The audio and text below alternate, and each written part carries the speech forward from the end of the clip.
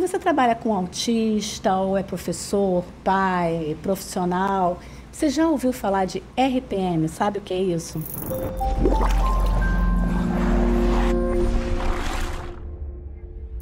Olá, eu sou Cláudia Boechay, nós estamos aqui para mais um podcast Quero Saber. E hoje eu estou com duas pessoas muito especiais, Simone Velasco e Jeane Fonseca, sobre RPM, e vem comigo que a gente vai entender tudo sobre esse assunto. Simone Velasco, é um prazer enorme ter aqui você com a gente, né? Obrigada. A Simone chegou agora dos Estados Unidos e a gente raptou no aeroporto exatamente para conversar com a gente sobre RPM. E eu queria que você começasse falando para a gente um pouquinho sobre o que é RPM, quem é a Soma, para as pessoas entenderem um pouquinho.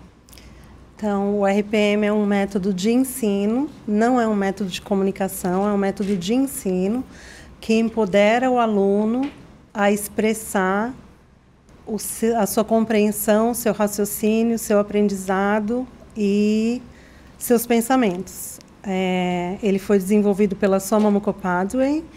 A Soma é uma mãe indiana que o filho dela, o Tito, foi diagnosticado com autismo e o médico naquele tempo falou para ela que não tinha muito o que fazer, mas que era para ela mantê-lo ocupado. E ela seguiu a instrução ao pé da letra e ensinou o Tito a ler, a escrever, a soletrar, e alguns cientistas dos Estados Unidos a convidaram porque eles queriam estudar o Tito. Então, com isso, ela aprendeu muito neurociência. Enquanto ela estava nos Estados Unidos, aconteceu aquele acidente das Torres Gêmeas, do 11 de setembro, e ela não pôde voltar para a Índia. Então, outros pais pediram para ela trabalhar com outros alunos autistas e o método funcionava. E até hoje ela continua nos Estados Unidos trabalhando e o RPM continua sendo desenvolvido. Ela não parou lá. A cada tempo ela mostra mais e mais técnicas que podem ajudar mais os nossos autistas a se desenvolver. E RPM, o que significa? Rapid Prompting Method, que... Uma tradução para português seria... Uma tradução seria um método de ajuda rápido, mas a gente não traduz. A gente fala Rapid Prompting Method, mas uma pessoa que acompanhava a Soma e filmava sessões sugeriu esse nome porque ela ajudava os alunos a ter sucesso. Então, ela dava dicas rápidas e, por isso, ele disse que esse deveria ser o nome e ela aceitou. E ficou. E agora me fala um pouquinho da sua experiência com o RPM. Você também tem um filho autista, né? Tenho. Meu filho tem 21 anos. Até os 12 anos nós fizemos ABA, TO, fono, medicina integrativa, e nos disseram que ele tinha um entendimento até pré-escola. Então, eles nos diziam que ele sabia números de 1 a 10, que nós só deveríamos falar inglês, porque eu moro na Flórida. E, com 12 anos, uma outra mãe, minha amiga, Teresa Ryan, me disse que tinha experimentado com o filho dela, insistiu muito. E, finalmente, quando eu experimentei com meu filho, ele entendia muito mais. Ele fez uma conta de divisão de 2 dígitos, no primeiro dia que ele sentou com a Teresa, que era essa outra mãe. E, quando nós fizemos a sessão com a Soma, ele demonstrou que tinha uma capacidade muito maior. Na verdade, a parte cognitiva dele está intacta. O problema não era cognitivo. São outras dificuldades neurológicas, né? Então, até 2014, quando nós começamos o RPM, nos diziam que ele tinha um nível de aprendizagem até pré-escola. Nós começamos o RPM em 2014. Em 2016, ele estava fazendo o 9º ano escolar na Flórida. É emocionante É isso, emocionante. né? E como você se sentiu com isso? É incrível. Eu me senti feliz e agradecida a Deus por ter encontrado um método que funcionava para ele e, ao mesmo tempo, um pouco frustrada de ter acreditado que tudo que nos diziam era verdade e não era. Então, eu tenho vindo para o Brasil algumas vezes, tentado compartilhar com os pais daqui, porque existe um equívoco no nosso entendimento do que é o autismo. Eu passei por isso também, porque eu também tenho um filho, né, de 15 anos, o Daniel autista, nível 3 de suporte. Seu filho é nível 3? Nível 3 de suporte. E não verbal, né, o meu filho. E lá nos Estados Unidos até bateram o martelo da deficiência intelectual, né? Então, assim, tanto que ele ficava numa sala com outras crianças com comprometimento intelectual e é como se já desse, sabe? Ele vai só até aqui e a partir daqui não mais. Exatamente. E eu voltei um pouco acreditando isso dos Estados Unidos. Quem convive comigo sabe quanto foi dolorido. E aí, quando a gente teve a experiência, né, com a Simone, e eu vou pedir a Giane para falar um pouquinho sobre isso, porque foi, assim, um divisor de águas na nossa vida, mas eu vou deixar que contar a experiência profissional do que a gente passou com o Dani, né, Giane? Assim como você, nós também fomos ensinados que eles teriam problemas cognitivos, né, intelectuais. E eu achava também. E a mesma sensação que você teve quando a gente descobriu que o Dani sabia coisas além, foi a mesma coisa. Eu me senti muito emocionada no dia que você falou que eu não podia chorar.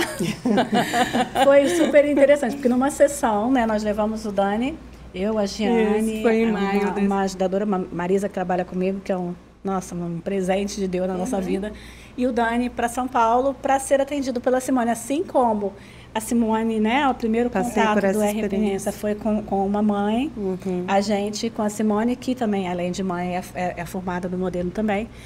E as atividades que eu fazia com o Dani, eu sou psicopedagoga, eu atendi ele na clínica, eram atividades realmente adaptadas para criança do primeiro ano. E o Dani está no 8º ano. Então, o RPM veio para mostrar que ele é muito capaz. Ele pode aprender de acordo com a idade dele, com o nível escolar dele. E isso a gente pôde ver nitidamente. E isso empoderou o Daniel. O Daniel hoje é outra pessoa. Outra pessoa. Hoje o Daniel faz raiz quadrada. Eu ensinava 2 mais 2. Pois é. E essa história tem sido repetida de novo, com muitos autistas, né? É verdade. E o que acontece? Assim, quando a gente pensa nisso, a gente tem uma frase, eu acho que, não sei se dá soma, sobre você estimular uma criança que não é capaz, você não vai perder tanta coisa, né? Se ela não responder. Agora, imagina você ter uma pessoa capaz e você não estimula. O tanto que você perde disso, não só na criança, mas na comunidade, em tudo, né? Porque ele é absolutamente capaz. Então, assim, a gente vem todos aqueles sentimentos, né, de culpa, de tudo, gente, porque eu não conhecia antes, né? E eu tinha tido um contato um tempo antes com um braço do RPM, mas acabei não indo. É porque Deus faz as coisas certas, né? As coisas caminham na hora que tem que acontecer. E aí a gente começou... levamos o Dani lá com a Giane, com a Simone, foi uma experiência assim, da Giane chorar, Simone brigar com ela, porque não podia chorar. Não, deixa eu explicar. Eu estava fazendo a sessão com o Dani e eu não lembro qual era o assunto da sessão, mas ele começou a responder... multiplicação. Ele começou a responder multiplicação corretamente. Eu expliquei, primeiro eu expliquei como funciona, o que é multiplicação, então eu disse que era uma soma repetida várias vezes, e aí quando eu fiz perguntas de 2 vezes 3, 6 vezes 7, 9 vezes 5, ele respondeu, e ela se emocionou e teve aquele som que ela não conseguiu segurar o choro, e eu disse, não chora, porque eu queria que ele tivesse a oportunidade de responder, senão ele também iria se emocionar, né? Então eu não queria que ele se desregulasse, mas foi muito emocionante e sempre é muito emocionante. Ele sempre surpreende, sempre está além daquilo que eu planejo. E como que isso muda a autoestima do menino, né? E assim, até em coisas, é como se você virasse uma chave, sabe? Porque você tem o Daniel antes do RPM, que estava todo infantilizado e tal, né? E aí, é claro, ele continua vendo os filmes infantis, porque tem uma questão de repetição, de segurança do autismo, que isso vai continuar. Como a gente também não fica rodando um monte de besteira no Instagram, no WhatsApp, no Instagram, tal, vendo nada, eles têm essa necessidade, né? É um momento de descanso. De descanso. Mas ele ficou muito seguro. E aí até as relações dele. Na escola, ele sempre saiu para lanchar no horário dos pequenininhos. E agora ele está saindo no horário da turma dele, dos meninos, que agora não, eu pertenço a esse grupo. E a gente, fazendo as atividades de RPM com os conteúdos da turma, e a gente faz questão de mandar o livro para ele ver que o que ele está estudando é exatamente a mesma coisa que os outros alunos estão estudando, com as adaptações do RPM, mas o mesmo conteúdo. Então, isso deu uma segurança e ele está se achando. Então, muda completamente a autoestima, a percepção que eles têm deles mesmos. Eu acho que até a postura mesmo corporal muda. Então, mas isso não é milagre, né? Não, isso tem uma questão técnica e agora a gente vai entrar um pouquinho nisso, né? Falar um pouquinho do que é, de fato, o RPM, como que isso acontece. As duas são certificadas, né? A Simone é certificada há mais tempo, né? Já tem uma estrada longa, né? No RPM, ajudando várias famílias. Inclusive, a primeira a trazer, de fato, o RPM para o Brasil, trazendo para algumas pessoas que já estão aqui agora trabalhando com isso, né? E a Giane também é certificada, né, no RPM. Então, são, assim, duas pessoas que têm propriedade agora para nos falar o que, de fato, é o RPM. Eu queria que você começasse, Simone, falando para a gente. Então, como eu disse, é um método de ensino que empodera o aluno dando meios para ele expressar a compreensão, raciocínio, pensamento. Então, o que quer dizer dar meios para ele se expressar? Alguns autistas não conseguem produzir a fala. Então, por exemplo, nós podemos oferecer 2 opções de papel e quando você posiciona corretamente, de forma que eles têm o controle do movimento, eles vão apontar para a correta. Então, desde a primeira sessão do RPM, eles já têm participação e eles já têm a oportunidade de responder a uma pergunta. Então, a professora chega com uma lição acadêmica para essa idade. Então, a gente trata o aluno de acordo com a idade dele. Então, o Dani tinha 15 anos, a lição que eu preparei era para um aluno de 15 anos. Isso aí é do princípio de presumir competência, né? Você presume que ele tem as competências para a idade dele. Nós presumimos que eles são competentes e inteligentes, que eles são capazes de aprender, que eles querem aprender, que eles querem se comunicar, que eles têm coisas para nos dizer. E nós temos esse entendimento que se ele não respondeu, não significa que ele não entendeu. Uma comparação, um exemplo, uma pessoa que teve um derrame ou um AVC e perdeu o movimento e não consegue falar. E você chega para a pessoa, ela está aqui conosco, e você pergunta que cor é essa? E a pessoa não consegue produzir o som. Não significa que ela não conhece essa cor. Apenas ela não consegue fazer o movimento para falar azul. Então, nós presumimos que eles entendem. Por exemplo, o Tito, que é o filho da Soma, tem um livro que chama Como Posso Falar se os Meus Lábios Não Se Movem? E o meu próprio filho soletrou: mãe, o meu corpo não me obedece. Então, quando eles começam a se comunicar e eles começam a expressar a dificuldade deles, a gente começa a entender que não era um problema cognitivo, é um problema neurológico. Então, no RPM, é um método bem individualizado. Então, a sessão do Dani não é igual à sessão do meu filho, que não é igual à sessão do meu vizinho, porque cada um tem um conjunto de necessidades individuais diferentes. Só fazendo uma observação, a gente está falando de apraxia, né? Praximotor é a capacidade de você planejar até executar o movimento. Eu pego pegar essa caneta, então antes eu penso no que eu vou fazer até que eu consigo fazer de fato, e tem toda uma questão motora. E você tem uma resposta que não chega no córtex, que é a resposta rápida, que muitas vezes são as estereotipias que estão nesse nível. Então, eu quero pegar ali, mas eu estou só fazendo assim. Aí eu não, por causa da minha estereotipia, então eu não consigo pegar. Então, assim, o RPM ele vai dar condições, né, para que isso aconteça.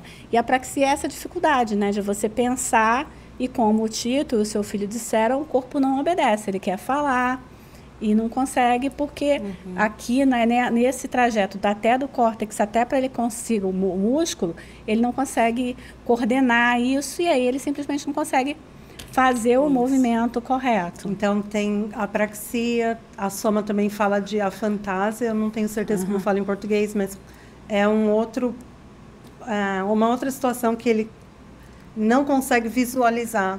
Porque se eu falar maçã para vocês, maçã vermelha, a gente cria essa imagem. Então, a pessoa que tem aquela situação não cria essa imagem. Então, para aquele tipo de aluno, a gente desenha mais, por exemplo.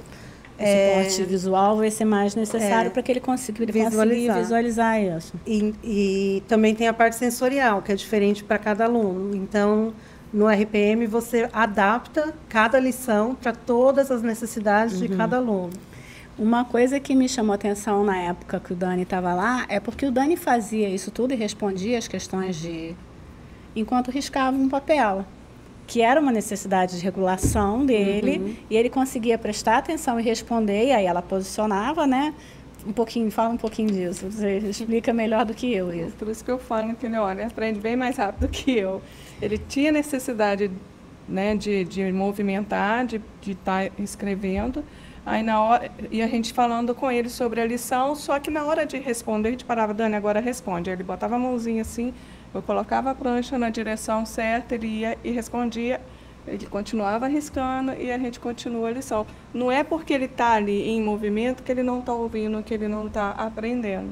E isso ficou muito claro para a gente. E em relação à apraxia, o RPM a gente trabalha muito com questão, junto com a coordenação motora. É o que ajudou muito o Dani também hoje na escrita. Eu trabalho muito a questão motor fino com ele.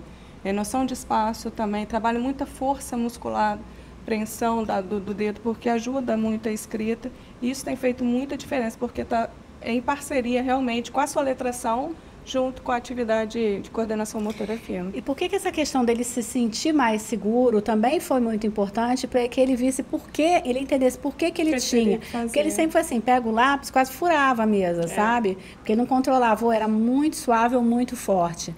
E daí ele viu, não, eles estão me entendendo, eu vou conseguir. E aí você sente que ele mesmo começou a controlar, e com esse trabalho de coordenação, hoje ele consegue fazer suave, então isso é muito importante, né, esse trabalho. Agora fala um pouquinho dos canais de aprendizagem para a gente. Então, os 2 canais de aprendizagem primários são o auditivo e visual, e os secundários são tátil e sinestético. Então, um aluno mais visual, por exemplo, se você for ensinar 2 mais 2, você pode desenhar 2 bolinhas mais 2 bolinhas. Um aluno mais auditivo, você pode fazer o som. Então, cada lição será adaptada de acordo com o canal de aprendizagem que estiver aberto no momento da sessão. Então, eles mudam, não é sempre o mesmo canal. Então, o tátil, por exemplo, a posição. Alguns alunos gostam de sentar, outros alunos não se sentem confortáveis em determinada cadeira. E o sinestético, como nós aqui estávamos conversando um pouquinho antes de começar, algumas pessoas têm necessidade de fazer o movimento. Então, a professora do RPM adapta a lição para o canal de aprendizagem aberto do aluno naquele momento. E isso mostra que o aluno ele não precisa estar sentado o tempo todo para aprender. Principalmente sinestésico, né? Então, a gente tem a ideia de que ele tem que estar sentado na mesa um tempo grande, que eu não consigo. TDAH, então, se for um tempo muito grande, eu tenho que levantar. Então, assim, isso não quer dizer que ele não está aprendendo e que ele não consegue. Eu tenho que ir até ele, né? E eu tenho que entender qual canal que está aberto e oferecer ferramenta para que ele consiga responder. Porque o que é prestar atenção, para mim, não é a mesma coisa que é prestar atenção para a Giane ou para você. Então, e isso varia até entre as pessoas típicas, né? Sem falar em autismo, a gente estava falando da sua filha que estuda cálculo, matemática, ouvindo jazz. Então, assim, cada um tem um perfil de aprendizagem diferente, e a Soma trata isso com esses canais, né? De aprendizagem que... E em uma das primeiras sessões que eu levei meu filho para fazer com a Soma, assim como todos os pais de todo aluno que eu atendo, a primeira coisa que é tirar o celular ou tirar qualquer coisa que eles estejam segurando. E a Soma, e o meu filho reclamou, e ela falou, você está reclamando porque tiraram o seu companheiro auditivo, alguma coisa assim. E aí eu devolvi o celular, mas naquele momento eu não entendia que para o meu filho, naquela situação, a música do celular era uma atividade calmante. Regulatória, né? Então, é isso que a Jane acabou de falar. Alguns alunos precisam estar em movimento, e não significa que eles não estão prestando atenção ou não estão interessados em aprender. Então, nós, professores, no RPM, somos responsáveis pelo sucesso do aluno, e nós temos que ter essa visão de adaptar a nossa sessão para a necessidade de cada aluno. Lembrando que ela muda. E essa percepção, como é que vocês conseguem perceber? Vocês vão testando a questão do visual, ou pelo comportamento? Eu vejo pelo comportamento. Quando ele está mais sinestésico, ele levanta, aí eu sei que ali aquela atividade paradinha já não vai ser o ideal. Aí eu vou para outro estilo de aprendizagem. Os próprios comportamentos repetitivos deles nos dão a dica de qual canal que está aberto. E quais são os objetivos do RPM pela soma? Então, tem 4 objetivos em cada sessão. O objetivo cognitivo, que a gente escolhe um tópico, pode ser matemática, pode ser história. E aí o objetivo vai ensinar o aluno o que você planejou para essa sessão. E aí ele a gente vai trabalhar o raciocínio e ele vai responder o que ele entendeu. Tem o objetivo da habilidade, que de acordo com a prontidão emocional, sensorial e motora, a gente pode escolher que ele responda em dois pedaços de papéis. A gente pode usar o alfabeto dividido em 3 partes. A gente pode usar o stencil, que é um pouquinho maior do que a prancha de letras, por exemplo. Então, também, no começo, quando o aluno começa com a gente vai testar. E, dependendo da capacidade, da habilidade, a gente vai segurar um pouquinho mais, praticar e desenvolver as habilidades. Tem a outra... O objetivo é a tolerância. Por exemplo, alguns alunos, se você ficar com a prancha de letra muito tempo, o olho cansa. Então, eles começam a desviar o olhar. Então, no RPM, nós respeitamos a tolerância do aluno. Outras terapias tradicionais é por tempo. Você vai fazer 1 hora, você vai fazer 20 horas por semana. No RPM, a Soma nos ensina que é melhor fazer 10 minutos por dia com qualidade do que 2 horas que não esteja rendendo nada. Então, a tolerância é visual, auditiva, de tempo, porque mesmo o Dani, de vocês, no começo, ele queria sentar no chão. Então, a Jeane combinou com ele de fazer 5 minutos no chão, 5 minutos na mesa. Time, né? Usando o timer para ele ter uma referência de tempo, mas agora ele está ficando na mesa muito mais tempo. Então, ela trabalhou essa tolerância. E o outro objetivo é a comunicação, que a comunicação é um resultado da aprendizagem, porque do que eles vão conversar se a gente nunca ensina nada? Porque até 12 anos, o meu filho nunca teve uma aula mesmo. Ele fazia pareamento, apontava para os números. E do que vai conversar se ninguém nunca ensinou nada para ele? Imagina que saco, gente. Você com uma condição cognitiva de aprender tudo que os mesmos meninos da idade estão aprendendo. O interesse em aprender, porque o seu filho prestava atenção nas coisas que a irmã estava aprendendo. E ele já falou isso, né? Imagina, então, pedindo para você parear a cor, depois de 1000 anos. Assim, você está pareando cor, Imagina como frustrante ele não poder te dizer, eu estou entendendo. Associar a quantidade ao numeral. Tanto que o Ido Keder, que é um autista americano que escreveu um livro soletrando, então, várias sessões, por um longo tempo, soletrando com a mãe dele, ela juntou e virou um livro. E ele soletrou que se ele ganhasse $1 por cada vez que pediram para ele tocar no nariz dele, ele seria milionário. Então, deixa eu explicar. Eu cheguei a fazer uma formação, acho que eu comentei, né, em análise de comportamento, nada contra o método, mas às vezes a forma como o método é usado. E às vezes, quando você tem um objetivo, muitas pessoas dentro da análise do ABA, quando precisa fechar um objetivo rápido, por conta da criança não estar tolerando mais o ambiente e tal, para fechar rapidamente, eles pedem para botar a mão no nariz. E isso é tão comum, e aí depois assim, não, já fez um monte de coisa, ele está querendo sair, mas nós já combinamos 5, só fizemos 4, vai lá, põe a mão no nariz para ser o último para sair. Imagina que assim, que frustrante, se por um olhar, né, que assim, não, respondeu rápido, vai fazer o seu preferido, que você vai ganhar. Mas imagina o quão frustrante isso é para o menino, né, gente? Vou não só de perguntar todo dia, muitas vezes a mesma coisa, mas se ele tem uma dificuldade, como você explicou, o que é a apraxia. Então, ele sabe onde é o nariz dele, ele sabe que ele tem que fazer isso, mas a mão não faz esse movimento, não está obedecendo o comando do cérebro. Então, imagina... então, eu acredito que alguns comportamentos, eles também estão frustrados, entendeu? Não, sim. Porque, então, a gente tem os canais, né, os objetivos do RPM e simular mais ou menos uma sessão para as pessoas entenderem, né, gente, como que funciona. A gente tem esses 3 aqui, né? Você mostrou. Vamos lá, Jane, deixa a Jane. Você quer fazer? Você quer ser aluno ou professor?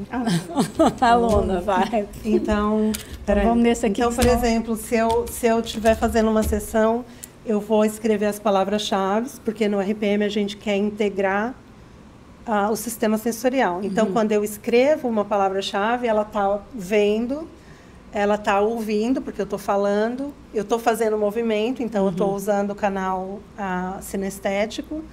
Então, a gente sempre tenta usar o maior número de canais de aprendizagem possível para trabalhar na integração sensorial. Então, vamos supor que eu digo, o céu é azul, A-Z-U-L. O que eu disse? Que cor que é o céu? Não, você já passou. Está vendo a dificuldade da praxia, né? Aí a gente dá uma ajuda apontando A, Z, U, L.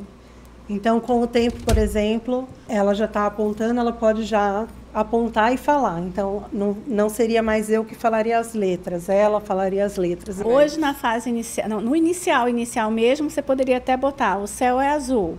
O céu é azul ou rosa? E ele só apontar o azul. Depois iria para cá, né? A gente... E nunca dependendo... dá ênfase quando ele errar também, né? A gente... não foca no erro, a gente continua a lição. Ou você pode dizer, eu sei que você quis fazer, mas...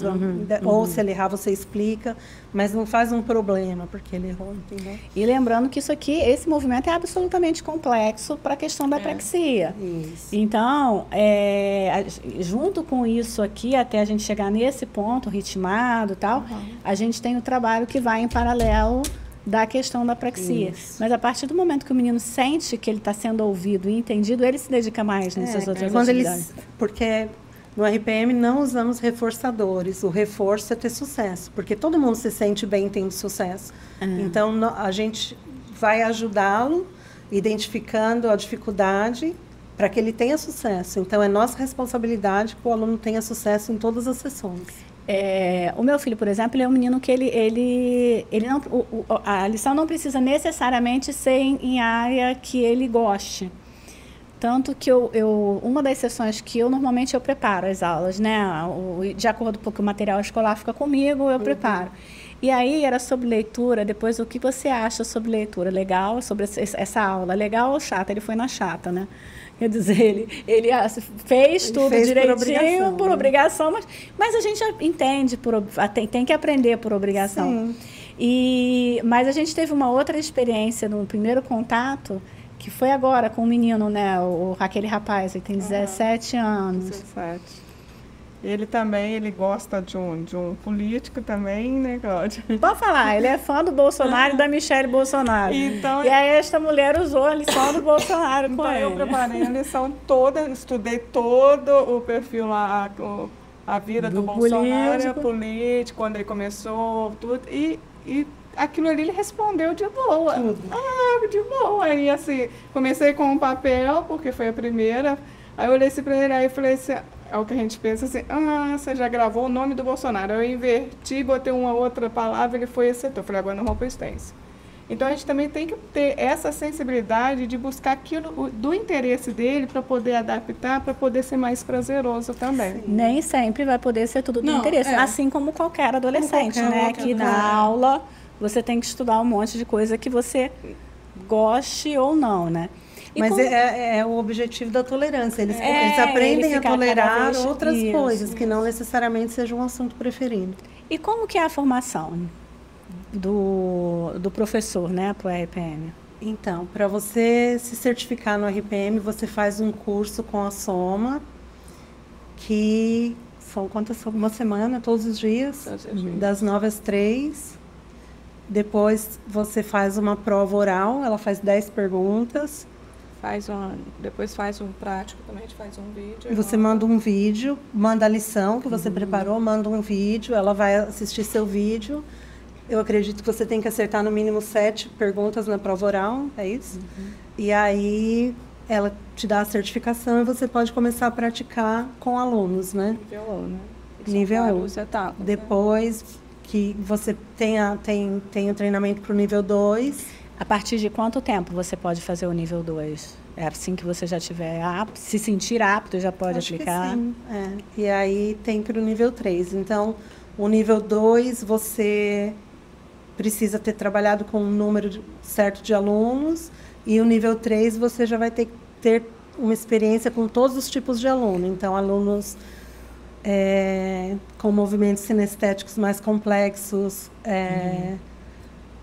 alunos com outras necessidades, por exemplo, eu sou nível 1, mas em Brasília eu trabalhei com um aluno que, durante a sessão de meia hora, ele teve várias convulsões. Então, ele tinha uma convulsão, esperava um pouquinho, a mãe dele dizia, a gente está aqui fazendo a lição com a Simone. Aí ela falava, ele voltou, pode voltar.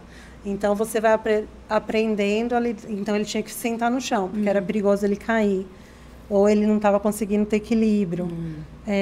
Com um aluno que pode ter um tipo de movimento, a gente não chama de comportamento, porque no RPM a gente entende como um impulso, uma ação impulsiva. Não é que ele planejou puxar seu cabelo, mas se isso acontece, você tem que saber lidar com isso. Então, no livro Cinza da Soma, tem estratégias para lidar com esses tipos de situações. Deixa eu só fazer um apêndicezinho, que o curso é todo em inglês, né? Tem esse detalhe. A aula também, a prova é em inglês. E os livros também, né? Tem alguns em fase de tradução, mas os livros são tanto em inglês. São quantos livros? Mais de 10? São muitos livros? São. Por cores e com características, né? Com propostas diferentes, né? Se não me engano, o nível 1 é o livro vermelho, né? Que é o primeiro livro, enfim. E aí, é em cima disso. Você tem vindo, né, ao Brasil algumas vezes para atender, a Jeane está atendendo, a gente tem poucos... A Jeane foi a primeira que se certificou, não foi? Desse grupo que eu estou trabalhando junto. Isso, desse grupo. O meu filho hoje tem uma professora de RPM certificada na escola. É o primeiro também, né? É o primeiro que tem o tempo todo na escola uma professora certificada. Com uma inclusão completa usando o RPM. No RPM. Nos Estados Unidos existem escolas, né? Específicas usando o RPM. Sim. A diferença é que aqui no Brasil a gente não pode ter uma escola, a legislação não permite que a gente tenha uma escola de um método para um grupo. Então, aqui eu não posso ter por exemplo, vamos abrir uma escola aqui no Brasil para autistas, nível 2 e 3 de suporte, usando o RPM. Lindo, a lei não permite. Não permite.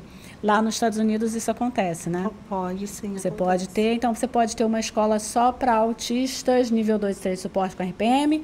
Existem escolas para autistas só usando ABA, existem escolas para autistas só usando DR Floortime. Que eu conheci, visitei algumas escolas assim. Pelas leis são por estado, né? Então tem uma variação muito grande também, porque cada estado tem cada suas estado, leis. Isso eu estou falando da Flórida, né? Que foi a nossa experiência. Mas eu acho que, mesmo no modo geral, eles são mais abertos em relação. É diferente. Mesmo o homeschooling, que é fazer a educação do seu filho em casa, lá é permitido por lei. Eu ouvi dizer que aqui é bem mais complicado. Aqui estava prova, não aprova, não sei nem como que deu. Com a pandemia, ganhou um pouquinho de força, depois voltou. Lá tem até um incentivo. Se você faz a educação na sua casa, alguns estados te dão uma ajuda financeira, então não é incentivado até. Aqui é meio complicado. A gente tem, pra você ter uma ideia, que a gente tem no ensino médio, a gente tem algumas coisas assim, e a gente sabe que não assim, alguns lugares de forma séria, outros não, então, enfim. Mas lá na clínica a gente tem um grupinho de 3 meninos, né? Os 3 nível 3 de suporte, autistas que estão com o RPM. Tem o RPM, tudo que é necessário de suporte, e tem atividade física. Eu morei em New Jersey vários anos, eu mudei para a Flórida em 2016. E antes de eu mudar, eu convidei todas as mães para minha casa para ver o RPM. E uma mãe deu continuidade. Então, recentemente, ela colocou um post no Instagram que o filho dela, que era da classe de ABA do meu filho em New Jersey, quando ele tinha 12 anos, teve uma sessão de RPM junto com uma menina de uns 18 anos. E a professora perguntou se tudo bem para ele de fazer aquela aula com a menina. E ele soletrou, claro que sim, eu estou muito feliz porque ela é muito bonita. Então, eu mostrei a aula para o meu filho. E o meu filho estava deitado. E eu falei, você quer falar alguma coisa? E eu levei a prancha de letras. E ele soletrou, fala para o Mark que eu estou muito feliz que ele também conseguiu escapar da prisão do silêncio. Então, ele lembra quem é o Mark, mesmo que ele tinha 12 anos e agora ele tem 21. E ele entende muito bem que o Mark também tá numa situação muito melhor agora, podendo se comunicar, aprendendo, do que quando eles tinham 12 anos, que eles não estavam na prisão do silêncio. Então... Gente, eu tenho certeza que quem está assistindo esse vídeo deve estar assim, mentira, isso não é assim, não. Então, eu te convido a ir lá a gente vai colocar aqui na descrição o Instagram da Simone, né? O Instagram da Helpers, porque a gente tem muitos vídeos mostrando isso. E quando a gente fala de que você ficava insistindo com 2 mais 1, com aquelas bolinhas, pinta, né? E, de repente, o menino está fazendo raiz quadrada e a gente vai colocar isso lá, acho que já até está lá no Instagram. E você não acredita que isso realmente é real, né? Como que eles conseguem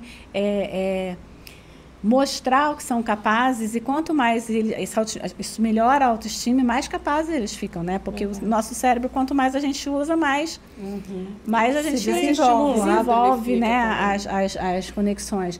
E a gente tem muito preconceito e acha que o fato de não ser verbal, não pensa também, não tem nada para dizer. Não falar não é mesmo que não pensar. Isso, e a gente já tem, independente do RPM, que acaba sendo, em segundo passo, uma forma de comunicação, não só de ensino, né, mas também de comunicação. Ele empodera os alunos a se comunicar.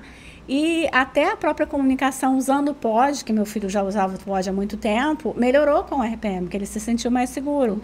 Até para um comentário. Tinha um pessoal fazendo uma reforma lá em casa e tinha uns rapazes em cima da laje. E ele me mostrou, olha, o Homem-Aranha. Brincando, que ele é brincalhão, né? Ele tem uma vez, assim. Ele tem. Tipo assim, olha lá, o pessoal no telhado ele mostrou o Homem-Aranha. Então, assim, isso mostra que eles são capazes dessas conexões e de... Né? Isso é muito importante para... Você quer falar mais alguma coisa para a gente terminar, deixar algum recado?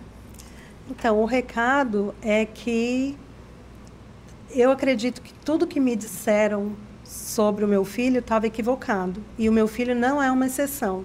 Então, eu gostaria que as pessoas... Essas minhas vindas para o Brasil não são fáceis. Eu também tenho meu filho lá nos Estados Unidos, a gente não tem empregado, não é, o costume é diferente. Mas eu tenho vindo porque eu gostaria muito que mudasse essa mentalidade, que o autista não entende, que o autista não aprende. Então, parece assim, uma coisa abstrata eu chegar numa mãe que todos os profissionais estão falando que o filho dela não entende, que cognitivamente ele não tem um entendimento para a idade dele, e dizer, presume competência. Mas estuda, investiga, vai atrás, procura uma profissional que entende. Porque eu também relutei um pouquinho quando aquela mãe me procurou, mas mudou completamente a nossa vida. Por exemplo, hoje... Uma das últimas vezes que eu fui no médico com meu filho, a enfermeira veio primeiro, viu a febre, mediu a pressão, aí entrou a médica e perguntou, tudo bem? Ele soletrou mais ou menos. Aí eu falei, por quê? Porque estava tudo bem. Ele falou, porque você precisa comprar um aparelho de pressão novo, apertou muito meu braço. Então, assim, são coisas bobas, mas que eles estão participando, eles podem participar, Teve entende? uma coisa de casamento também, de uma imagem, que eu achei ótimo, porque eles têm um humor maravilhoso. Então, logo no comecinho, uma das fonos da escola, ela não conseguia presumir competência, e como ela era da escola, ela vinha na minha casa, e ela levou uma foto do casamento da filha dela, que tinha acabado de casar, e perguntou para o meu filho, aqui é a foto da minha filha, você acha que... E a foto, obviamente, na igreja. E ela perguntou, você acha que eles estão numa igreja ou num zoológico? E ele apontou para o zoológico. E quando ela foi embora, eu peguei a prancha de letras e perguntei, por que você falou que ela estava no zoológico? E ele soletrou, porque perguntas idiotas merecem respostas idiotas. Então, mesmo quando a gente pensa que eles estão errando, talvez eles não estejam errando. Estejam te zoando. E mesmo na sessão do seu filho, eu perguntei em qual político você votaria. Ele respondeu e falou, zoando depois, que ele estava zoando. Tava me zoando. Então, assim, eles são... têm um senso de humor bem interessante, eles são inteligentes, então investiguem, não esperem, porque é isso que você falou. Se nós não ensinarmos, a gente está perdendo anos preciosos, desperdiçando uma mente que pode, uma mente muito inteligente, pelo menos tão inteligente quanto a dos meninos típicos. Se nós ensinarmos e alguns deles realmente tiver uma dificuldade cognitiva, não perdemos nada. Então é muito mais apropriado, vale muito mais a pena ensiná-los do que correr o risco de desperdiçar uma mente, entendeu? Então, tem até alguns artigos científicos falando sobre isso. Se vocês quiserem, eu mando depois, que chama... Eu acho que uma chama Donadel e a outra chama Cheryl Jorgensen, que existem casos já que eles acreditavam que algumas pessoas tinham retardo mental e, com o passar do tempo, se descobre que não tinham. Então, a perda de não ensinar, o estrago de não ensinar é muito maior do que ensinar, entendeu? Com certeza. Fala alguma coisa, já? Sempre presume competência, inteligência. Saiam da zona de conforto, né, Simone? Isso. Nós temos a mania de ficar naquele mesmo método toda a vida. Não precisa disso. E se eles não aprendem, porque eu não consegui acessar o canal de aprendizagem naquele momento. E nós, mães, pais, é nossa responsabilidade, porque por mais que nós respeitamos os profissionais,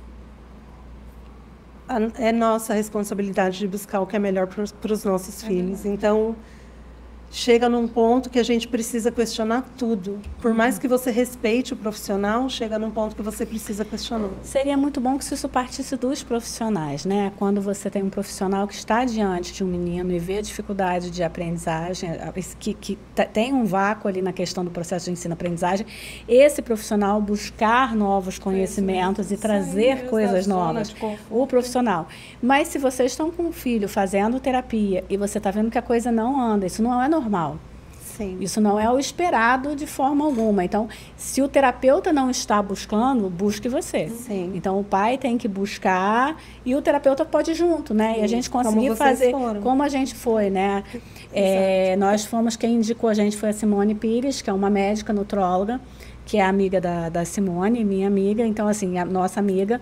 Então, assim, a gente conhece a Simone Pires, ela indicou a Simone Velasco, nós fomos para São Paulo, assim, com muita expectativa, mas sem saber exatamente e com pouca crença. Mas vocês foram com a mente aberta. Sim. Porque essa coisa de presumir competência, nesse último grupo que eu atendi em Brasília, a mãe dele me deu permissão para falar dele até.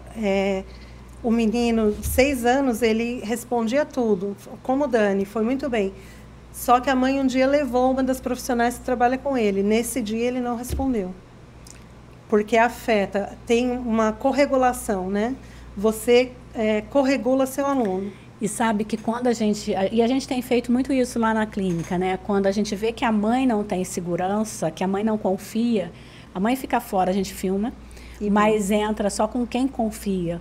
E você começar com um menino assim, não, a gente acredita no seu potencial. E a gente acredita que você, como com uma menina, né? Que você com 9 anos, você não tem que estar fazendo isso. Você é capaz de muito mais. Isso. E aí ela mostrou que era capaz para a Giane. Então, assim, aí você mostra isso para os pais. Olha, sua filha realmente é capaz. Ela não tem que ficar... Claro, as questões sensoriais são importantes, o trabalho da TO, tal, a gente tem todo o universo no autismo que vai... Toda uma equipe. Mas você tem que... Eles gostam de ser desafiados como qualquer um, né? Sim. É como uma criança que tem um QI altíssimo e fica numa outra sala e não pode avançar. Ele vai ficando desanimado. Como nós faríamos. Só que nós conseguimos chegar e falar o que está acontecendo. Isso, eles não, né? Por uma série de questões, né? De apraxia, enfim. Então, é muito importante. Se o profissional que está atendendo o seu filho, se você não, observa que não tem evolução, procure, entre em contato com Helpers, a Simone, a gente está...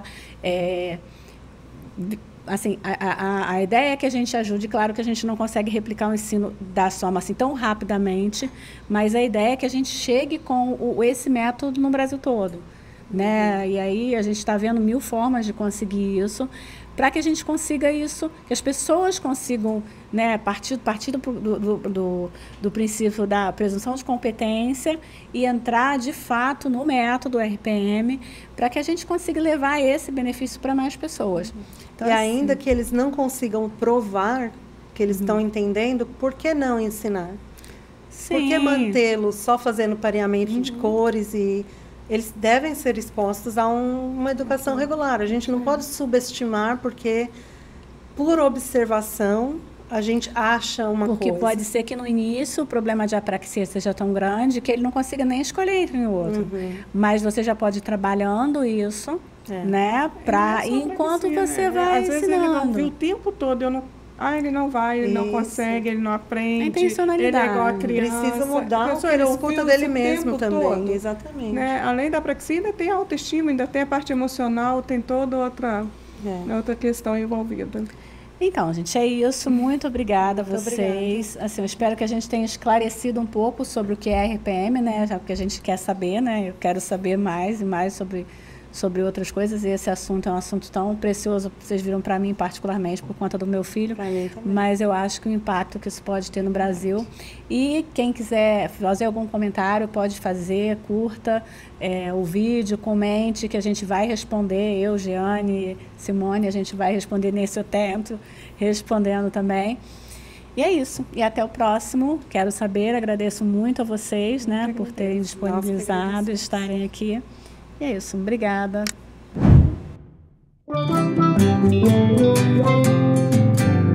Autista não tem cara de autista, mas tem algumas características. E quando se conhece, a gente entende, inclui, respeita e tem empatia.